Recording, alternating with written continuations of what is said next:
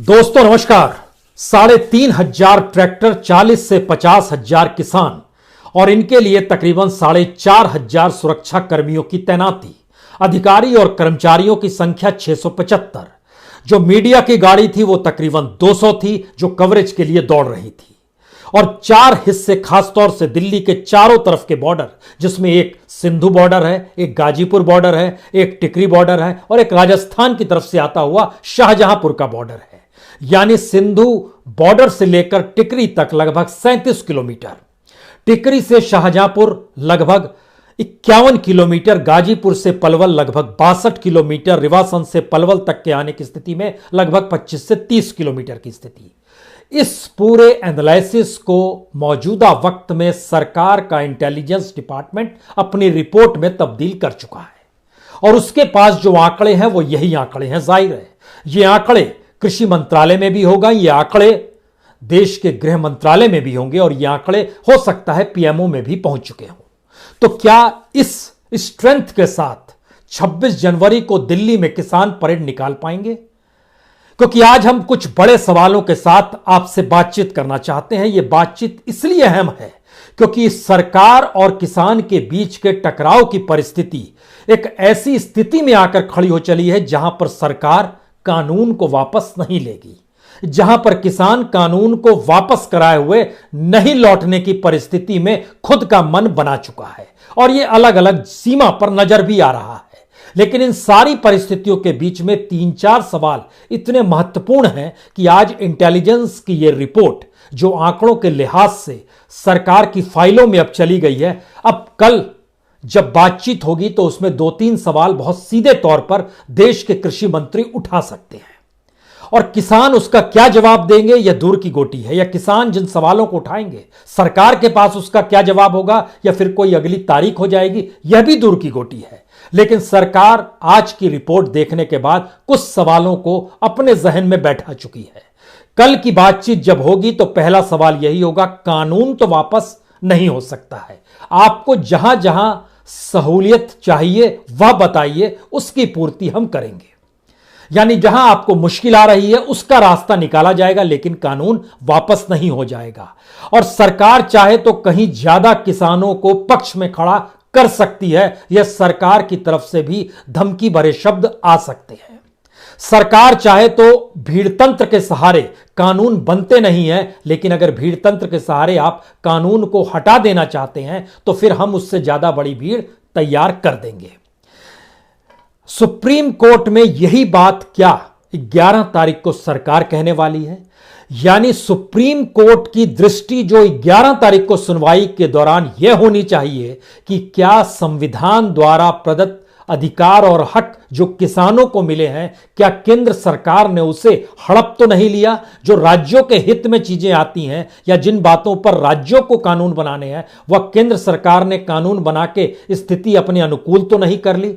इस पर चर्चा हो या ना हो, इससे हटकर चर्चा यह होगी किसी भी भीड़ के जरिए, किसी भी संसद के जरिए पारित कानून को कैसे वापस कराया जा सकता है। और अटॉर्नी जनरल जिन तर्कों को 11 तारीख को सुप्रीम कोर्ट में देने वाले हैं उसके भीतर का तर्क सबसे बड़ा यही होगा। और सुप्रीम कोर्ट भी इसे जानता है कि संसद से बड़ी तो सुप्रीम कोर्ट भी नहीं होती है, तो क्यों संसद में बने कानून को खारिज कर दिया जाए, उसमें सहूलियत और सुविधाओं को किसान के लिए खड़ा होने का जो भी मुलम्मा चढ़ाया जा सकता है चढ़ाया जा सके। हमने शुरू में ही आपसे कहा आज कुछ बड़े सवालों पर चर्चा करने की जरूरत है, क्योंकि जिन सवालों के सहारे किसान धीरे धीरे अपने आंदोलन की दिशा को लेते चले जा रहे हैं और सरकार खामोशी के साथ कुंडली मार कर बैठी हुई है, उसके बीच का एक अनूठा सच यह भी है, सरकार अपने भीतर यह मान चुकी है कि जो विरोध कर रहे हैं उनकी संख्या कम है, या फिर सरकार अगर चाहेगी तो इस देश में ज्यादा किसानों को वो खड़ा कर सकती है। हमें लगता है यहीं से वो असल स्थिति शुरू होती है जहां पर इस बात का जिक्र बार बार आता है कि सरकार क्या किसानों को बांट लेगी। किसानों को बांटने का मतलब जाति और धर्म नहीं है, किसानों को बांटने का मतलब बड़े और छोटे किसान है, सीमांतधारी किसान है, मंझोले किसान है। किसानों को बांटने का मतलब प्रति व्यक्ति किसान की जो आय बिहार में, झारखंड में, पश्चिम बंगाल में, मध्य प्रदेश में, छत्तीसगढ़ में, उड़ीसा में, उत्तर प्रदेश में, यहां जो है उसकी तुलना में हरियाणा और पंजाब के किसानों का जिक्र कर दिया जाए क्या? जो सरकार की रिपोर्ट तैयार हो रही है उसमें 2-3 बातों का जिक्र आने वाले वक्त में किसानों के सामने, या हो सकता है कल कृषि मंत्री रख दें या फिर 11 तारीख को सुप्रीम कोर्ट में रख दिया जाए। इस देश के भीतर में सीमांत किसान जिनके पास आधे हेक्टेयर से भी कम जमीन होती है, वह अगर एक ट्रैक्टर को भी किराए पर लेने चला जाए तो उसको प्रतिदिन के 500 या 600 रुपए देने पड़ते हैं। और यह ताकत भी भारत के लगभग 74% किसानों के पास नहीं है। इन्हीं 74% किसानों को भारत सरकार कहती है हम किसान सम्मान निधि की रकम देते हैं, जो 2000 रुपए 4 महीने पर एक बार देते हैं। जोड़ते चले जाइएगा तो पर परिवार के हिस्से में प्रतिदिन के 50 रुपए भी नहीं आएंगे। लेकिन फिर भी जब ये तर्क हो रहे हैं और जब इन स्थिति में सरकार एक परिस्थिति देख रही है, तो आज इस ट्रैक्टर रैली के जरिए या ट्रैक्टर की परेड का जो निरीक्षण आज किया गया उसके जरिए जरा हालात समझ लीजिए, क्योंकि यह बहुत साफ तौर पर समझना होगा कि इस देश के भीतर में किसानों की परिस्थिति सबसे नाजुक है। यह किसी से छुपा हुआ नहीं है। इस देश के भीतर में सिर्फ फसल की कीमत ही किसान अपने तौर पर निर्धारित नहीं कर सकता है, बाकी सारे प्रोडक्ट्स की कीमत निर्धारित हर प्रोडक्ट धारी कर सकता है। यह भी सही है। इस देश के भीतर में किसानों की तादाद और किसान एग्रीकल्चर इकोनॉमी से जुड़े हुए लोगों की तादाद सबसे ज्यादा है। यह भी सच है। इस देश के भीतर में ग्रामीण भारत में बसने वालों की तादाद शहरी तादाद से कई गुना ज्यादा है। यानी लगभग 138 करोड़ के मौजूदा वक्त की जनसंख्या जो है उसमें लगभग 90 करोड़ लोग अभी भी ग्रामीण भारत में रहते हैं। और जो शहरी भारत है उसमें भारत दुनिया में अव्वल इलाकों में आता है, जहां पर शहरी गरीबों की तादाद भी भारत में सबसे ज्यादा है। यहीं से सबसे बड़ा सवाल खड़ा होता है, क्या किसान भारत की उस इकोनॉमी के समानांतर एक पैरेलल इकोनॉमी का आंदोलन खड़ा करने की स्थिति में है, जहां इस देश के भीतर के तमाम संकट जो शहरी गरीब भी भोग रहा है और ग्रामीण इलाकों में रहने वाला भारतीय भी भोग रहा है। बेरोजगारी के दंश में फंसा हुआ डिग्रीधारी भी भुगत रहा है और रोजगार इस दौर में जो छिन गया है उन परिस्थितियों से भी इस देश के युवा और शायद व्हाइट कॉलर तक भुगत रहे हैं।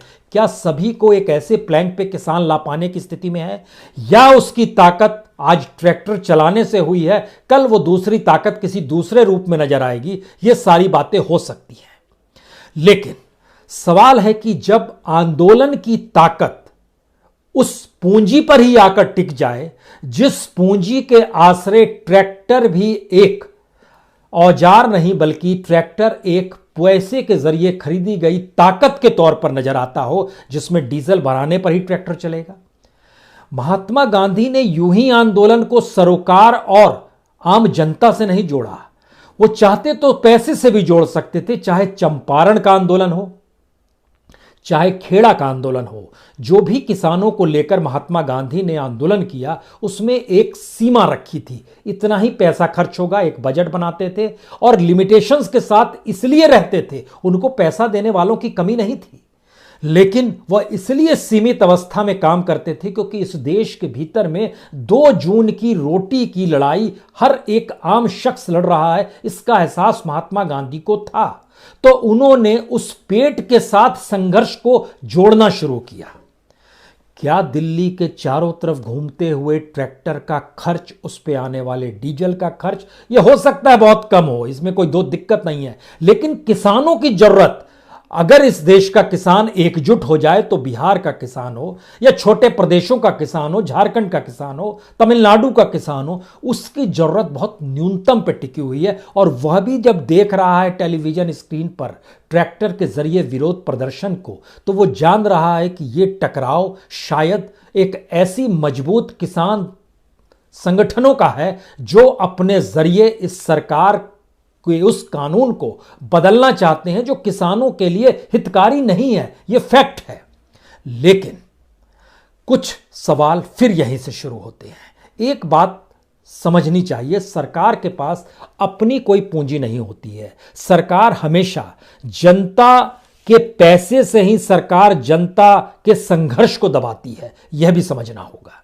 इसका मतलब है कि जनता जब संघर्ष करे तो उसके संघर्ष में उस पूंजी का या उस पैसे का कहीं भी योगदान ना हो जिसका लाभ सरकार को मिल जाता हो। रोकना होगा उसे। किसान फसल उपजाता है, वो फसल दर फसल इस दिल्ली की सीमा पर लाकर जमा करते चला जा सकता है, जो दीवार के तौर पर दिल्ली की चारों सीमाओं पर जमा हो जाए। और एक साल में अगर एक पैरेलल इकोनॉमी इस देश में किसान ने डेवलप कर ली अपनी फसल के जरिए, वह बिहार का किसान हो, झारखंड का किसान हो, पश्चिम बंगाल का किसान हो, असम का किसान हो, तमिलनाडु का किसान हो, कहीं का किसान हो, लेकिन अगर उसने एक पैरेलल इकोनॉमी, एक पाइपलाइन की तरह तय कर ली, तो फिर सरकार उसी कानून को बनाएगी जिस कानून को जनता कहेगी। अभी सरकार उस कानून को बना रही है जिस कानून को बनाने के साथ उसके पास पूंजी आएगी, कमीशन आएगा, टैक्स आएगा, सरकार की गवर्नेंस रईसी के साथ चलेगी, किसानों का हित होता है, कोई मतलब नहीं रहता है। फिर यहां पर एक अगला सवाल, तब इस ट्रैक्टर रैली का मतलब क्या है? आपने अपनी ताकत दिखाई, बहुत अच्छी बात है। दूसरी बात, क्या इस ट्रैक्टर रैली के जरिए अगर सरकार एक ऐसी परिस्थिति में आकर खड़ी हो जाए जहां पर वो वाकई इस देश में अपने तरीके से, क्योंकि उसके द्वारा शासित राज्यों की संख्या भी कम नहीं है और दूसरी तरफ विरोध की संख्या भी कम नहीं है। विरोध के राज्यों में अगर आप गिनना शुरू करें तो कांग्रेस शासित राज्य पंजाब, राजस्थान, छत्तीसगढ़, तीनों जगहों से कितनी बड़ी तादाद में किसान दिल्ली तक पहुंचे हैं। उसके बाद आइए, उसके बाद आपको आना होगा तेलंगाना के किसान, आंध्र प्रदेश के किसान, तमिलनाडु के किसान, केरल के किसान कितनी बड़ी तादाद में पहुंचे हैं, यह भी एक सवाल है। उसके बाद आइए उड़ीसा के किसान, उसके बाद आइए पश्चिम बंगाल के किसान कितनी बड़ी तादाद में पहुंचे हैं, यह भी एक सवाल है। यानी सरकार के कानूनों का विरोध करती हुई राज्य सरकारों के जरिए विरोध ट्विटर पे होता है, सोशल मीडिया पर होता है, 1 मिनट के बोलने पर हो जाता है, लेकिन वह उस आंदोलन का हिस्सा नहीं बनना चाहते हैं, क्योंकि आंदोलन की दिशा धीरे धीरे इस देश की उस इकोनॉमी के चरित्र को बदलना चाहती है जिस इकोनॉमी ने सिर्फ इस देश में राजनीतिक सत्ता चलाने वालों को ही ताकत दी है। तो ताकत तो यहां पर भी है, पंजाब के सीएम के पास भी है, बंगाल के सीएम के पास भी है, छत्तीसगढ़ के सीएम के पास भी है, उड़ीसा के सीएम के पास भी है, तमिलनाडु के सीएम के पास भी है। ताकत के प्रतीक तो ये सभी हैं। सवाल पहली बार है कि क्या जनता की इकोनॉमी और जनता द्वारा निर्धारित किए गए कानून इस देश में बन पाएंगे या नहीं बन पाएंगे, या धीरे धीरे ढकेलते ढकेलते चाहे वो 26 जनवरी आ जाए, या जैसे एक नेता ने, किसान नेता ने कह दिया कि हम 2024 तक खड़े रहेंगे, टिके रहेंगे। 2024 फिर चुनाव का प्रतीक है। चुनाव की पूरी प्रक्रिया जो है वह, उसमें कौन सा वोटर मायने रखता है, ये अभी भी अगर किसान नेताओं को समझ में नहीं आ पा रहा है तो फिर यह उनकी भूल है। इस देश में सबसे बड़ी ताकत जनता की होती है और जनता की ताकत को डाइल्यूट इस देश में उस वोटिंग प्रोसेस ने ही कर दिया है जिसके जरिए आप लोकतंत्र को खोज रहे हैं और जनता अनुकूल कानून को खोज रहे हैं। चलिए फिर हम लौटते हैं इस परिस्थिति में। इसका मतलब यह है कि सवाल यह नहीं कि मोदी सत्ता को हटाया जाए, सवाल यह है कि एक ऐसी शासन प्रणाली हमारे यहां बनी हुई है, उसमें कोई भी राजनीतिक सत्ता किसी भी दौर में आती है वह किसानों को एक्सप्लॉइट ही करती है। उसमें तब्दीली कैसे आएगी? यानी उस शासन प्रणाली के तरीके को बदलना है। अब लड़ाई उस दिशा में जा रही है, लेकिन लड़ाई अगर ट्रैक्टर रैली के जरिए सिर्फ अपनी ताकत दिखाने के एहसास के साथ होगी तो इस ट्रैक्टर रैली पर भी तो कुछ खर्चा हुआ होगा। सवाल यह नहीं है उस ट्रैक्टर रैली में पैसा कहां से आ रहा है या नहीं, वो नहीं सवाल है। सवाल है एक आंदोलन को किस रूप में चलाना है जो कि जनता को जोड़ता चला जाए। इस देश का 74% किसान एक ट्रैक्टर को खेती के लिए एक दिन के किराए पर नहीं ले सकता है, क्योंकि उसको 500 से 600 रुपए देने होंगे और कहीं कहीं तो 1000 रुपए देने होंगे, और वह ट्रैक्टर रैली को देखकर क्या सोचेगा ये आप जानिए। लेकिन ऐसा आंदोलन देश के भीतर में पहली बार हो रहा है जिस आंदोलन ने लगभग 1.5 महीने तक अपनी मौजूदगी के साथ सरकार के उस पूंजी को ही चेतावनी भी दी है और एक लिहाज से सीधे टारगेट पे भी लिया है कि आपके पास है तो हमारे पास भी है, हम भी बैठ सकते हैं और लंबे समय तक संघर्ष कर सकते हैं, यह भी ठीक है। लेकिन फिर अगला सवाल है, सिर्फ इस आंदोलन की सीमित भूमिका से काम नहीं चलेगा, इसको आपको विस्तार देना होगा। विस्तार के तरीके क्या क्या हो सकते हैं, उसमें सबसे बड़ी बात तो यही होती है कि आप खुद में इस देश के अनुकूल कैसे हो जाए। यह संभव नहीं है कि इस देश में किसान की स्थिति नाजुक हो और सीमा पर विरोध करते हुए किसानों के बीच जब आप बैठे तो मालपुआ खा रहे हो, ऐसा संभव नहीं होता है। आंदोलन में लोग शरीक धीरे धीरे तभी होते हैं जब उनके भीतर यह एहसास होता है यह आंदोलन हमारे लिए हो रहा है। यह एहसास धीरे धीरे वक्त के साथ जरूर होगा, इससे भी इनकार नहीं है। लेकिन उस आंदोलन को, अपने नैतिक बल को शायद इतना ऊपर ले जाना होगा जहां पर इस देश के पैसे पर चलती हुई सरकारों को शर्म आने लगे।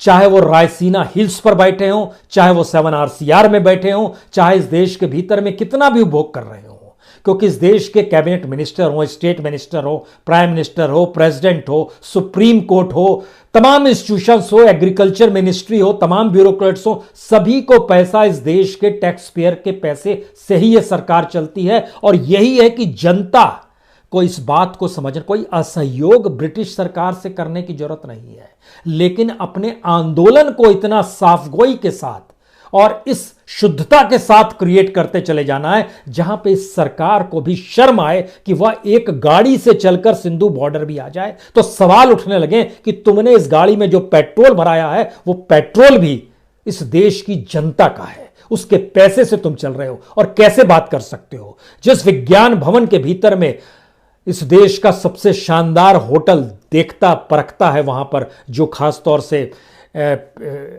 अशोका ग्रुप जो है, जो वहां पर खाना पहुंचाता है, 5 सितारा होटल से खाना आता है वहां पर और किसानों से बातचीत हो रही है। शानदार तरीके से पानी की बोतलें बिखरी पड़ी हैं और वहां किसानों से बातचीत हो रही है। मंत्री महोदय शानदार तरीके से देख रहे हैं, ठहाके लगा रहे हैं, शानदार कुर्सियां बिछी हुई है। किसानों को तो वहां दरी लगाकर बैठ जाना चाहिए, आपको भी हमारे सामने। यानी एक ऐसी परिस्थिति को लाना है जो वाकई यह देश कृषि प्रधान है और यह देश किसानों का है, इसका एहसास हो सके। आज जब हम इस बात का जिक्र कर रहे हैं तो हमें लगता है 2-3 बातों का जिक्र और करना चाहिए, क्योंकि इस देश के भीतर में पूर्व की सरकारों ने सोचा है, ऐसा नहीं है किसी ने नहीं सोचा। नेहरू जब इस देश के भीतर में पब्लिक सेक्टर को लेकर आ रहे थे तो उन्होंने बहुत साफ तौर पर कहा था कि देश की आत्मनिर्भरता तभी बनेगी जब इंडस्ट्रीज हमारी होगी और वह सरकार ही की देखरेख में होगी, तभी पब्लिक सेक्टर इस देश में खड़ा हुआ। लेकिन इकोनॉमिक रिफॉर्म ने उसको डिसइन्वेस्टमेंट के नाम पर बेचना शुरू कर दिया, यह भी सच। और मौजूदा वक्त की सरकार ने तो एक भी PSU खड़ा नहीं किया, वो सिर्फ बेच रही है, डिसइन्वेस्टमेंट लगातार कर रही है। याद कीजिए बैंकों का राष्ट्रीयकरण क्यों किया गया था? इसलिए क्योंकि उसमें फ्रॉड हो रहा था, लूटपाट हो रही थी। जो बैंक चलाते थे प्राइवेट लोग, वो पैसा लूट कर ले जाते थे। लेकिन आज अगर राष्ट्रीयकरण बैंक भी है, उसमें से भी वही पैसे वाले लोग पैसे को लेकर चले जाते हैं, देश को छोड़कर चले जा रहे हैं। ये कौन सी स्थिति है? इस देश के भीतर में 1971 में माइनिंग का राष्ट्रीयकरण हुआ था, इतना ज्यादा एक्सप्लॉयटेशन था, शोषण था मजदूरों का। तब इस देश में खनन को लेकर राष्ट्रीयकरण किया गया कि कोई भी अपने तौर पर खनन नहीं कर सकता है। लेकिन फिर आज की तारीख में पूरी खनन प्रक्रिया जो है प्राइवेट हाथों में दी जा रही है। राष्ट्रीयकरण की जरूरत क्यों पड़ी? और सब चीजें जो प्राइवेट सेक्टर में चली गई, जो चाहे PSUs हो उनकी हालत खस्ता, चाहे बैंक हो उनकी हालत खस्ता कर दी गई, चाहे माइनिंग्स हो उनकी स्थिति खारिज कर दी गई, तो फिर एग्रीकल्चर भी प्राइवेट हाथों में देने के बाद वो खत्म क्यों नहीं होगा? क्या ये वक्त इस देश के भीतर में एग्रीकल्चर के राष्ट्रीयकरण का नहीं है?